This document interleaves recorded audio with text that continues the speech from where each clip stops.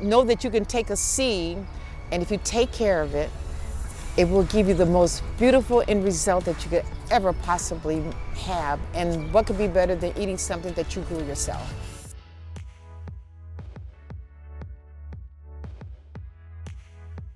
Community gardening is just like anything else.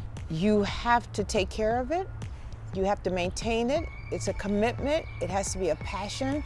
The reason I started or had this installed, it was once my grandfather's property, and decided to bring some kind of staple for the community to start coming back to each other. The purpose of the French Market is to change the culture here in Chicago, and you can come here together and enjoy delicious cuisines from all over the world. So want to build community here. It's low key, it's comfortable, it feels like family, and so it's really a melting pot which is reflective of what we have going on here in the city.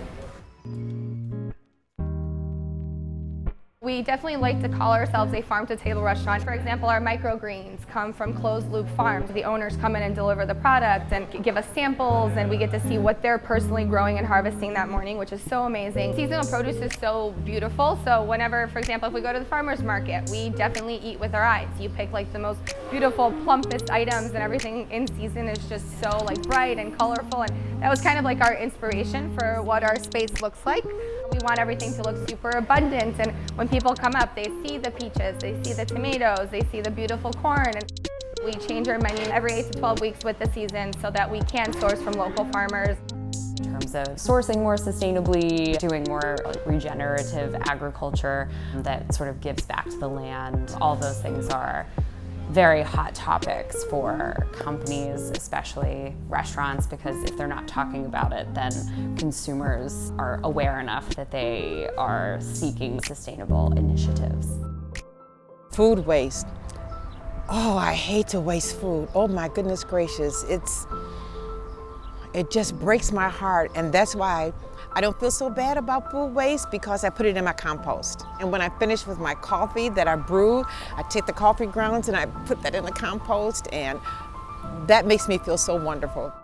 We personally here don't have a ton of waste. We try to use the entire part of the fruit or vegetable. So we either make stock with whatever's left over, like if we have leftover onion peels or celery or whatever it may be. We try to use up as much items as humanly possible. We definitely, as we grow, want to participate in food banks and be able to donate all of the leftover food. In order to move food waste from restaurants, food that is still consumable, you have to have an infrastructure in place to take food away from the restaurant, to maintain it at a safe temperature, and to distribute it to people that are in need. So we were fortunate enough to have on staff here a gentleman by the name of Tom Strauss. He worked with the Chicago chapter of the Food Recovery Network, and he initiated a program here of food recovery. And so on a weekly basis, they come in and they recover food from all the vendors. They bring in tins and they package up the food and they distribute it immediately to community organizations that are in need of that. And we think it's a great program, and we'd love to do more with it. So much of it is just education. I think like a holistic effort. I think it has to start young, right? We have to make sure that young kids are being taught what sustainability means.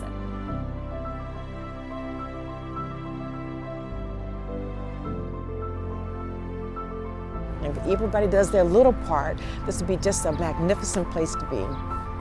Not only in Garfield Park, but wherever we are.